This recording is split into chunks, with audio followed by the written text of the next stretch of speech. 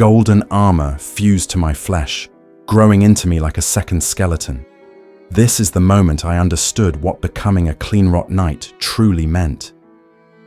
You're about to hear the confession of someone who chose decay over life, who watched brothers and sisters transform into walking gardens of corruption, who served Malenia even as the rot turned us into something between human and horror. And if you genuinely enjoy this kind of dark storytelling, consider subscribing and liking the channel, but only if it truly resonates with you. This isn't just about the physical decay, it's about the love, the loyalty, and the terrifying beauty of choosing to rot with purpose in the lands between. The golden armor doesn't shine anymore. I press my gauntleted hand against the wall of this forgotten chapel, leaving another smear of corruption across stone that was once blessed. The rot has eaten through the joints now. I can feel it moving between the plates like living rust, like a second skin growing beneath the first, but I still wear it, we all do. Even when the metal fuses with flesh, even when removing it would mean tearing away pieces of ourselves. We wear it because we swore. You need to understand something before I tell you the rest. Becoming a Cleanrot Knight isn't about strength or skill with a blade. It's about what you're willing to sacrifice when someone shows you what true purpose looks like. And Malenia, she showed us purpose incarnate. I was nobody before her, just another soldier in Leyndell's ranks, polishing my spear and pretending the Golden Order's promises meant something while watching refugees pour in from the borderlands, while seeing how the nobles looked at us, like tools, like furniture that occasionally bled. The shattering had already begun its slow unraveling of everything we thought permanent. Grace flickered in some and died in others. The Erdtree's light felt more like judgment than blessing. Then came the day they brought her through the lower barracks. I shouldn't have been there. My patrol had ended, but something made me linger near the courtyard, where they said a demigod would pass. When I saw her, my knees nearly buckled. Not from her presence, though that was overwhelming enough, but from what I witnessed in that moment of absolute clarity.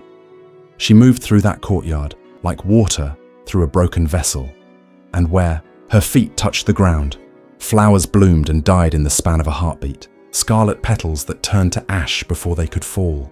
Her blind eyes saw nothing and everything.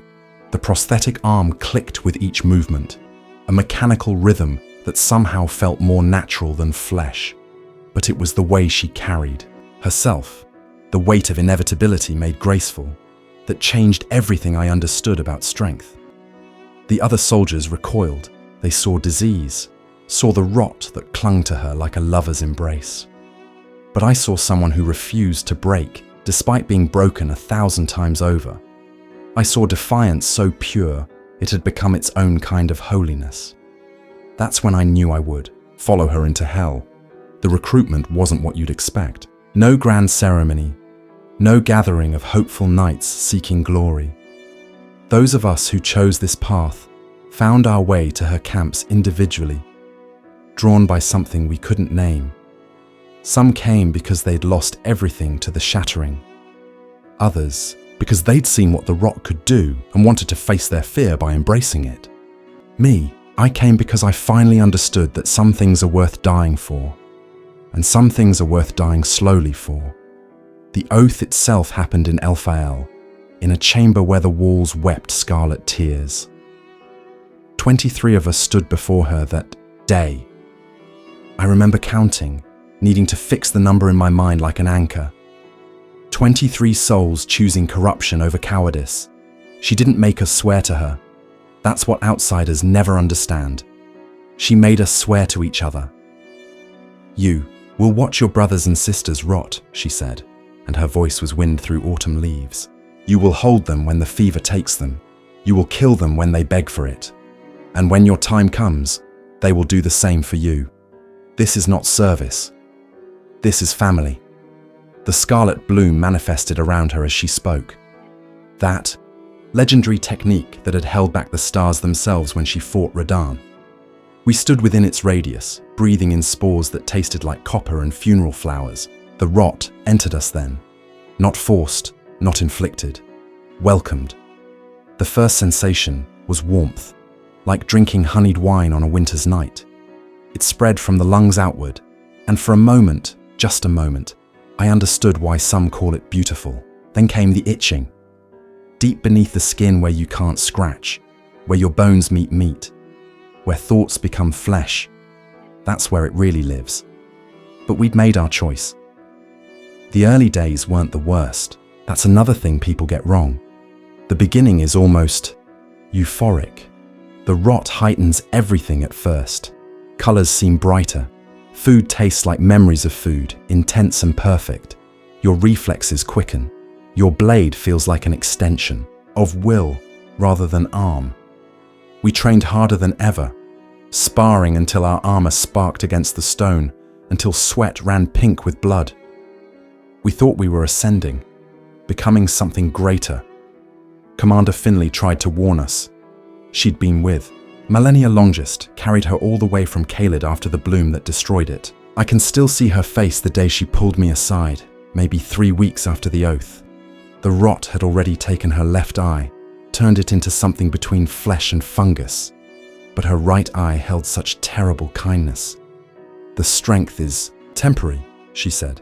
But the loyalty, that's what the rot really tests. When your body fails, when your mind fragments, when you can't remember why you're fighting anymore, that's when you find out if you're truly Cleanrot. I laughed then. Young fool that I was. I laughed and told her my loyalty would never waver. What do you think really happened here? Drop your thoughts in the comments. I'd like to know if I'm the only one who feels this way. The changes started small. A patch of skin on my sword arm that wouldn't stop peeling. Fingernails that grew soft, bendable, like they were made of wax. One morning, I woke to find my pillow stained with something that wasn't quite blood, wasn't quite pus. Something between states, like the rot itself. We didn't talk about it at first. All of us going through the same transformation. All of us pretending we didn't see each other's deterioration. But at night, in the barracks, you could hear it. The scratching. 23 knights trying not to claw their own skin off. The muffled crying of those too proud to scream. The wet sounds of bandages being changed, of corrupted flesh being cut away before it could spread. But here's what they don't tell you in the stories. We grew closer because of it. Shared suffering breeds bonds that shared glory never could. When Marcus's legs gave out during morning drills, we carried him. When Eleanor forgot her own name for 3 days, we reminded her over and over until she remembered. When my first fever hit, the real fever, not the gentle warmth, but the burning that makes you want to tear yourself apart, they held me down and sang the old songs of Leyndell until I could breathe again. And through it all, Malenia watched, never with pity, never with regret, with something that might have been pride, if beings like her can feel such things anymore. The daily routine became ritual, and ritual became survival, wake before dawn. Those of us who could still sleep. Check each other for advancing symptoms. Apply the sacred unguents that slow, but never stop the spread. Prayer to whatever might listen, though most of us had given up on the greater will's grace long ago. Then, training. Always training. Because here's the secret. The rot makes you stronger before it makes you weak. But only if you keep moving. Stop for too long, and it pools in your joints, crystallizes in your blood. So we fought. Every day we fought. Against each other, against the creeping decay, against the voice in our heads that whispered, "Why not just let go?" That voice grows louder every day. It speaks in the language of spores and decay, promising rest, promising an end to the constant vigilance required to remain ourselves. Some knights listen to it. We've all seen what happens when they do. Gareth was the first of our Oath brothers to succumb completely. Not to death, that would have been merciful. He succumbed to the bloom. I found him in the lower gardens of Elphael, or what was left of him. His armor had split open like a chrysalis, and from within, gardens grew. Scarlet flowers pushed through his eye sockets, roots where veins should be. He was still breathing, still aware. When I approached, The flowers turned toward me like they recognized kinship. "Kill me," he wheezed through lungs full of petals. "Please, brother. I can feel them growing. I can feel myself feeding them." I did what we promised we'd do for each other. My blade found the space between helmet and gorget, the mercy stroke we'd all practiced. As he died, the flowers wilted instantly, turning to that same ash that follows Malenia's footsteps. But here's what haunts me. For just a moment before the end, his face looked peaceful, ecstatic even, like the rot had shown him something beautiful in those final seconds.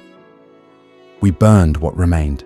We always burn the fully transformed. Fire is the only thing that ensures they won't rise as those shambling monstrosities you see wandering Caelid. The kindred of rot, neither alive nor dead, just vectors for spreading the Scarlet gospel. But Gareth's transformation taught us something vital. The rot responds to will, to purpose. Those who maintain their duty, their oath, their sense of self, we decay slower. It's not about fighting the rot. It's about giving it direction. Channel it into your blade work. Pour it into your vigilance. Make it serve the mission rather than consume you. The mission. Always the mission. Protecting Malenia as she searches for her brother Miquella. That's what gives shape to our days now. We are her sword and shield, yes, but more than that. We're witnesses to grief so profound it reshapes reality around it. You haven't seen devotion until you've watched her stand before another empty throne, another dead-end lead, another promise that Miquella was just here, just missed him. The way her shoulders never slump, but something in the air around her grows heavier. She doesn't sleep. Did you know that?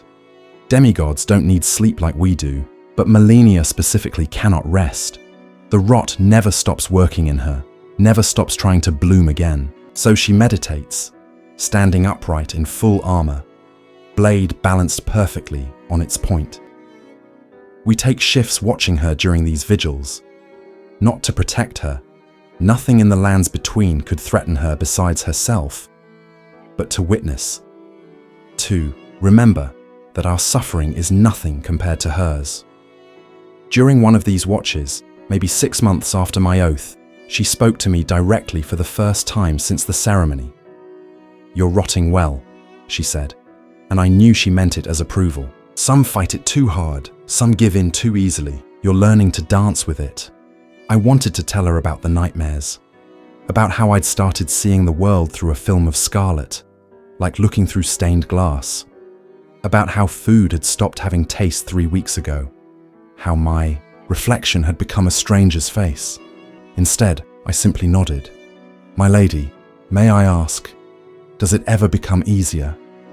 She turned those blind eyes toward me, and I swear she could see straight through to my decaying soul. "No, but you become better at being broken." That's when I understood the real horror of our condition. It's not the physical decay. Flesh can be endured, pain can be transcended. It's watching yourself become something else while remembering exactly who you used to be. The rot doesn't take your memories. It leaves them intact, pristine, so you can compare what you were to what you're becoming. I had a lover once, before the oath. Her name was Celeste, and she served in the perfumer's corps. Healers they were, before the shattering turned them into battlefield embalmers. The last time she saw me, after the rot had really taken hold, she didn't recognize me until I spoke. The way her face changed, from polite disgust to horror to forced acceptance, that's burned into my brain deeper than any scarlet fever. "Your voice," she said. "It still sounds like you, but everything else." I couldn't blame her for stepping back when I reached out. My hands by then had started the change. Fingernails black as obsidian, skin with the texture of tree bark if trees bled. She tried to hide her revulsion, tried so hard to be kind, that almost made it worse. If you've ever wondered what choice you would make in a situation like this, tell me in the comments. I'll be reading them. We don't remove our armor anymore. Can't really. It's fused at the joints now, grown into us like a second skeleton. The younger knights, those who joined after us, they think we choose to stay armored, They think it's about dedication, about always being ready for battle. They don't know that beneath the gold and crimson, we're more rot than flesh. The armor isn't protecting us anymore, it's containing us. But we still fight. Gods help us. We still fight better than almost anyone in the lands between. You see, the rot sharpens certain things even as it dulls others. Pain becomes distant, almost philosophical. Fear dies completely. What is there to fear when you're already dying by degrees? And our combat instincts, those trained responses drilled into us through years of practice, they transcend conscious thought. We move like dancers in a performance we can't stop performing. I've killed Tarnished, many of them. They come seeking Malenia, drawn by the promise of her great rune, and we cut them down before they can reach Elphael's inner sanctums. Some fight well, some fight with honor. It doesn't matter. The oath demands their death, and we are nothing now if not the oath.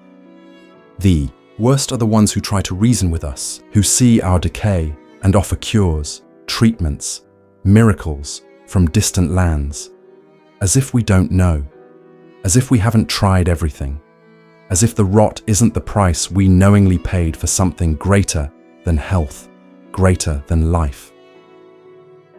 One, Tarnished, barely more than a boy, dropped his sword when he saw us approaching. "You don't have to do this," he said. "Whatever she's promised you, it's not worth this. Look at yourselves. Commander Finlay killed him before I could. Quick, clean, merciful." But his words echoed in my skull for days. Look at yourselves. When was the last time any of us had truly looked? That night, I found a shard of mirror in the ruins of an old chamber. Just a small piece, no bigger than my palm. I held it up to what used to be my face. I shouldn't have looked. The reflection showed me truth without mercy. My eyes had started, weeping constantly, not tears, but a thin amber fluid that crystallized on my cheeks like resin. My mouth. The lips were gone, rotted away to show teeth that had grown too long, too sharp, like the rot was trying to turn me into something that could spread itself through bites. But the worst part was that I could still see myself in there. Some essential part that the rot couldn't touch, trapped behind features that weren't mine anymore. I threw the mirror shard away, heard it shatter against stone. Some truths aren't meant to be confronted directly. The sound of shattering glass became a song in my dreams that night, over and over, breaking into smaller pieces, each reflection showing a different stage of what I'd become. When I woke, if you can call it waking when sleep is just another form of decay, Finlay was standing over me. "The lady calls for you," she said. Half her face was gone now, replaced by a latticework of fungal growth that pulsed with its own heartbeat. Alone, the walk to Malenia's chamber felt longer than it should have. Each step echoed wrong, like my boots were hitting hollow ground. The other knights watched me pass, and I could see the question in their rotting eyes. Final mercy? Special mission? Or has she finally decided we've served our purpose? But when I entered her presence, she was staring at something I'd never seen before.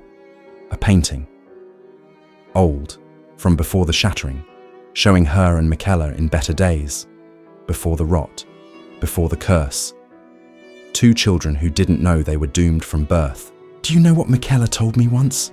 she asked without turning. "He said the rot wasn't my curse, it was my chrysalis, that something beautiful would emerge if I could just endure the transformation." She touched the painting with her prosthetic hand, gentle as a mother's caress. He was wrong. There is no butterfly waiting, just deeper stages of decay. "But you know that now, don't you?" I wanted to lie, to give her comfort, hope, anything but the truth. But the oath wouldn't let me. "Yes, my lady, I know. Good. Then you're ready to hear what I really need from you." She turned to face me fully, and I saw something I'd never seen before. A crack in her mask of divine composure. Just for a moment, she looked tired, exhausted in a way that went beyond physical, beyond mental, into something spiritual. When I bloom again, and I will bloom again, My knights will be the first to die. The rot will recognize you as kindred and turn you into something worse than dead. You'll become extensions of my failure, spreading scarlet gospel across lands that deserve better. I've seen it in dreams that taste like truth. My knees should have buckled. Should have. But the rot had fused the joints weeks ago. I could only stand there, swaying slightly, processing the magnitude of what she was saying. You want us to die. Before that happens, no. I want you to ensure the others die before that happens. And then I want you to run, far from here, far from me, carry the story of what we were before the end. Someone should remember we tried to be more than our curses. The weight of that command settled on me like mountain stone. Murder my oath siblings, betray everything we'd sworn, survive when they couldn't.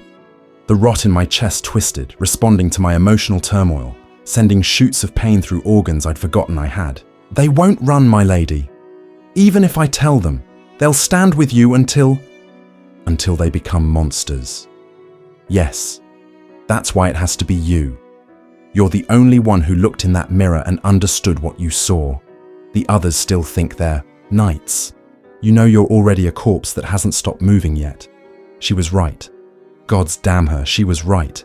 I spent the next weeks watching my brothers and sisters with new eyes, cataloguing their decay, their weaknesses, the best angles for a mercy stroke. Marcus could barely lift his spear anymore, but he still stood watch every night.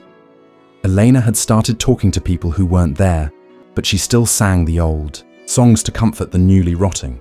Each one would need a different approach. Each death would need to be perfect, quick enough to be merciful, quiet enough not to warn the others.